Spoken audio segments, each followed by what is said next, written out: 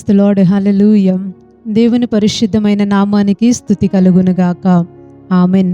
ఉదయకాలపు మన్నా అనే ఈ కార్యక్రమాన్ని చూస్తున్న మీ అందరికీ ప్రభు పేరట వందనాలు తెలియచేస్తూ ఉన్నాం.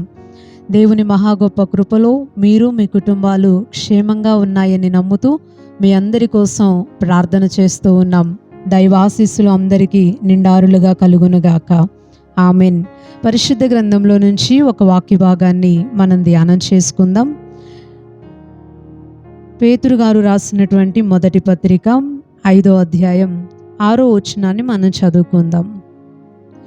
దేవుడు తగిన సమయమందు మిమ్మును హెచ్చించున్నట్లు ఆయన బలిష్టమైన చేతి క్రింద దీన మనస్కులై ఉండుడి.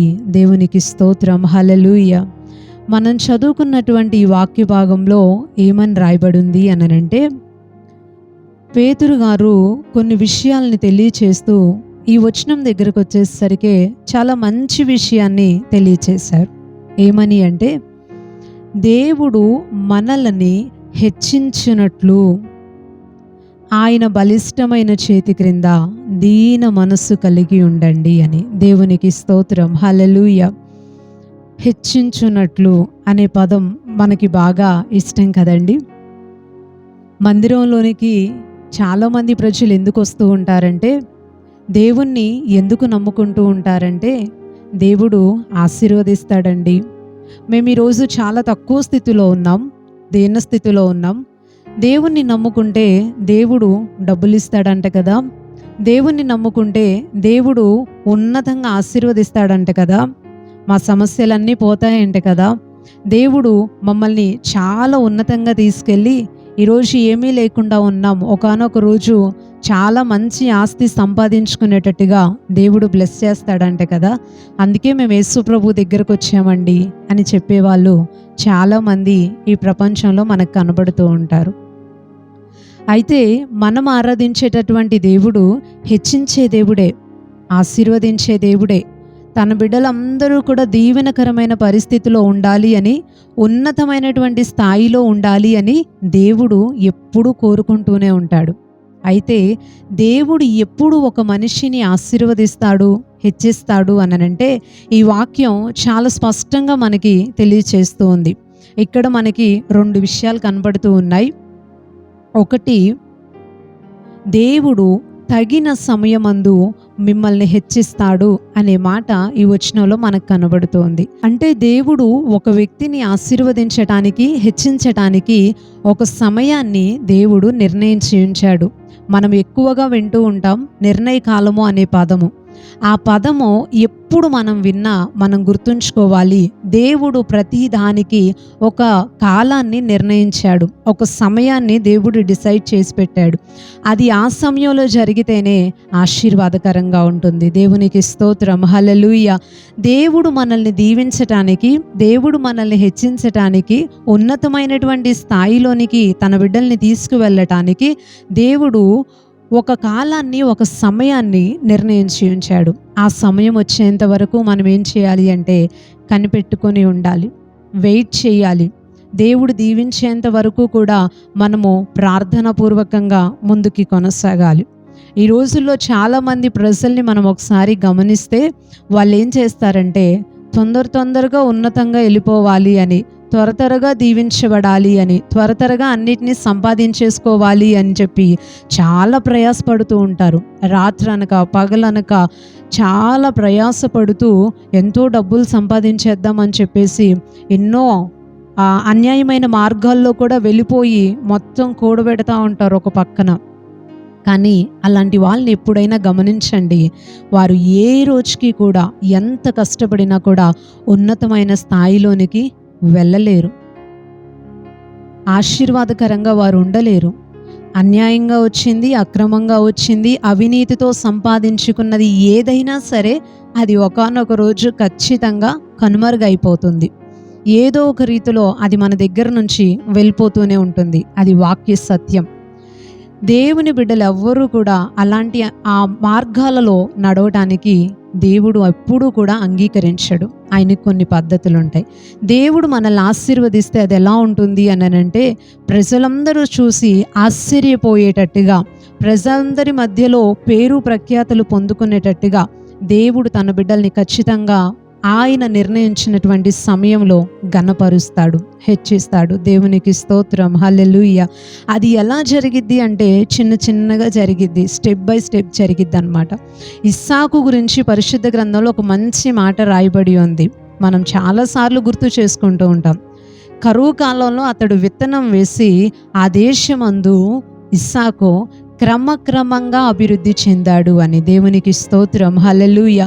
ఆయన తన బిడ్డల్ని ఎప్పుడూ కూడా క్రమక్రమంగా స్టెప్ బై స్టెప్ కొద్ది కొద్దిగా ఆశీర్వదిస్తాడు. ఒక్కసారే ఉన్నతంగా వెళ్ళిపోము, ఒక్కసారే తగ్గిపోము.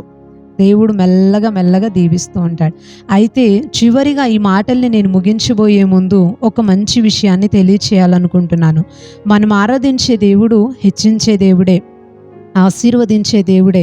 ఆయన మనల్ని దీవించటానికి ఒక తగిన సమయాన్ని నిర్ణయించి ఉంచాడు. దానికోసం మనం కనిపెట్టుకొని ఉండాలి, మంచి విషయమే.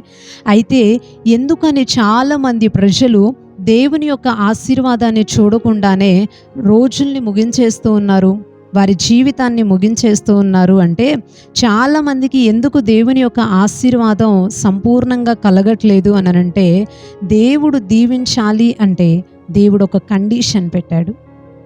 దేవుడు తగిన సమయంలో మన కోసం సిద్ధపరిచింది మన దగ్గరికి తీసుకొచ్చి ఉన్నతమైన స్థాయిలోనికి దేవుడు మనల్ని తీసుకెళ్ళాలి అంటే దేవుడు మన కోసం ఒక కండిషన్ పెట్టాడు, ఇలా ఉంటే అని. ఎలా ఉండమని దేవుని వాక్యం మనకి సెలవిస్తుంది అంటే, మనం చదువుకున్న వచనంలోనే రాయబడి ఉంది, ఆయన బలిష్టమైన చేతి క్రింద దీన మనస్కులై ఉండుడి. దేవునికి స్తోత్రం, హల్లెలూయా.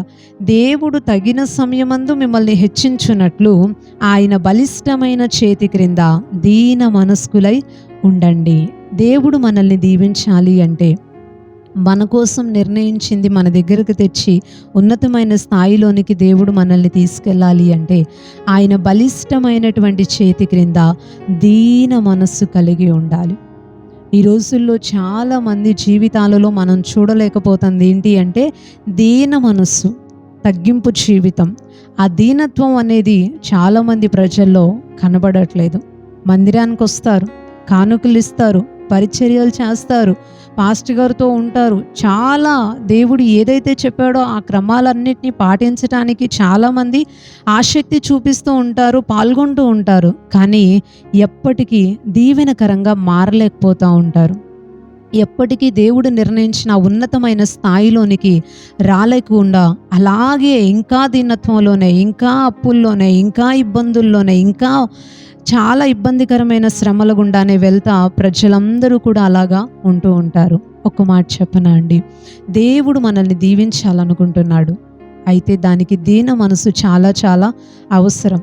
బైబిల్ గ్రంథంలో ఏ భక్తుని జీవితాన్ని మనం చూసినా వాళ్ళందరూ అంత దీవించబడటానికి కారణం ఏంటి అంటే వారిలో ఉన్నటువంటి తగ్గింపు జీవితమే.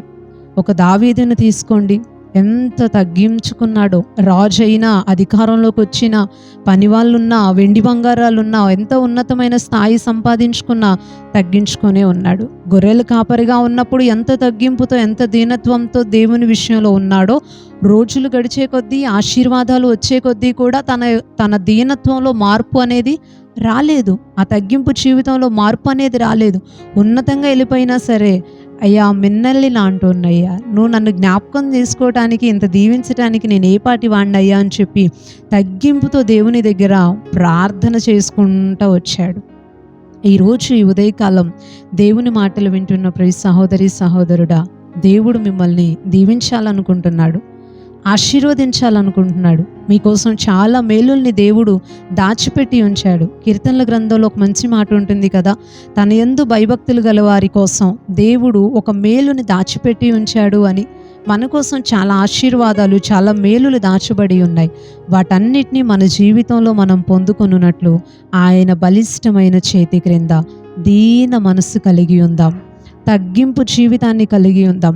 ఎంత దేవుడు మనల్ని దీవిస్తున్నా ఒకప్పుడు పురుగుడిసెలో ఉండేవాళ్ళం, ఈరోజు మంచి స్థితిని దేవుడు మనకిచ్చాడు. ఒకప్పుడు ఆకలితో ఉండేవాళ్ళం, ఈరోజు సమృద్ధైన భోజనాన్ని దేవుడు మనకిచ్చాడు. ఒకప్పుడు ఒకరికి చేయి చాపే పరిస్థితిలో ఉండేవాళ్ళం, కానీ ఈరోజు దేవుడు 10 మందికి పెట్టేటట్టుగా ఆల్రెడీ ఆశీర్వదించేశాడు. ఇంకా దేవుడు దీవించాలనుకుంటున్నాడు, ఇంకా కొరతలు తీర్చాలనుకుంటున్నాడు, ఇంకా సమృద్ధిని ఇవ్వాలనుకుంటున్నాడు. అయితే దేవుడు అవి మనకి ఇవ్వకుండా అడ్డుపడుతుంది ఏంటి అంటే, మనలో ఆ తగ్గింపు జీవితం లేకపోవటమే దేవుని ఆశీర్వాదాలకి అడ్డుగా మారిపోతూ ఉన్నాయి. దేవుడు కొద్దిగా దీవించంగానే చాలామంది ప్రార్థన చేయటం మానేసి గర్వంగా మారిపోయి, ప్రభు సన్నిధి విషయంలో నిర్లక్ష్య పెట్టి, మాట మారిపోయి, నడక మారిపోయి, ఆలోచనలు మారిపోయి, స్థానాలు మారిపోయి, అన్నిటినీ మార్చేసుకొని ఏం పర్లేదు నాకేం తక్కువ అని చాలామంది గర్వంగా ఉంటూ దేవుడిచ్చేటటువంటి ఆ ఉన్నతమైన వాటిని పోగొట్టేసుకుంటూ ఉన్నారు. ఉన్న వాటితో సరిపెట్టేసుకుంటూ ఉన్నారు. కాదండి, దేవుడు దీవిస్తాడు, సహాయం చేస్తాడు. దీన మనసు కలిగి ఉందాం. అప్పుడు దేవుడు మన కోసం ఇంకా సిద్ధపరిచి మన కోసం దాచిపెట్టి ఉంచిన మేలులన్నిటినీ, ఆశీర్వాదాలన్నిటినీ, ఆ ఉన్నతమైన స్థానాన్ని మనందరం కూడా పొందుకుందాం. దేవుడు ఈ కొద్ది మాటలు దీవించునుగాక. ఆమెన్. ఒక చిన్న ప్రార్థన మనం చేసుకుందాం. పరిశుద్ధుడు అయిన తండ్రి, ప్రేమ కలిగిన ప్రభువా, నీ ఘనమైన నామానికి వందనాలయ్యా. ఈ మంచి ఉదయకాల సమయం ఒక చక్కని మాట ద్వారా మాతో మాట్లాడినందుకు నీకు వందనాలయ్యా. నీవు మమ్మల్ని తగిన సమయంలో హెచ్చించినట్లుగా మేము మీ చేతి క్రింద దీన మనస్సు కలిగి ఉండాలి అని ఈ మాట ద్వారా మాతో మాట్లాడినందుకు నీకు స్తోత్రాలయ్యా. మీరు మమ్మల్ని కొద్ది కొద్దిగా ఆశీర్వదించే కొలది మాలో గర్వం అనేది రాకూడదయ్యా. తగ్గింపు జీవితం కలిగి ఉండాలి, దీనత్వాన్ని మేము కలిగి ఉండాలి. ఎంత ఎత్తుకి ఎదిగినా దావీదు ఎలాగైతే నీ దగ్గర తగ్గించుకొని ఉన్నాడో అలాగా మేము కూడా మీ సన్నిధిలో తగ్గించుకొని ఉండి, ఇంకా నువ్వు మా కోసం సిద్ధపరిచిన ఆశీర్వాదాలని, ఆ యొక్క ఉన్నతమైన స్థానాన్ని పొందుకునే కృప మా అందరికీ మీరు దయచేయండి. ఈ వాక్యాన్ని విని సరిచేసుకొని ప్రార్థన చేస్తున్న ప్రతి ఒక్కరిని మెండుగా నిండారులుగా మీరు దీవించండి. ఈరోజు పనులకు వెళ్ళే వాళ్ళందరికీ మీరు తోడుగా ఉండండి, క్షేమాన్ని దయచేయండి, అందరికీ ఆరోగ్యాలు దయచేయండి, ప్రయాణాల్లోని సన్నిధిని తోడుగా ఉంచండి. ప్రతి కుటుంబంలో ఒకరి పట్ల ఒకరికి ఐక్యత, ప్రేమ, సమాధానాలను అనుగ్రహించి నీ ద్వారా కలిగేటటువంటి ఆశీర్వాదాలతో అందరినీ కూడా దీవించమని వేడుకుంటూ, నజరేయుడును శక్తి కలిగిన యేసుక్రీస్తు వారి శ్రేష్టమైన నామంలో ఈ ప్రార్థన అడిగి వేడుకుంటున్నాం పరమ తండ్రి. ఆమెన్. ఆమెన్. అందరికీ ప్రైజ్ ది లార్డ్ అండి. మరలా తిరిగి రేపు ఉదయకాల సమయం, ఉదయకాలపు మన్నానే ఇదే కార్యక్రమంలో పాల్గొని దేవుని మాటలు విని దీవించబడదాం. అప్పుడు వరకు దేవుని యొక్క మహా గొప్ప కృప మనందరికీ తోడై ఉండి నడిపించునుగాక. ఆమెన్. Praise the lord.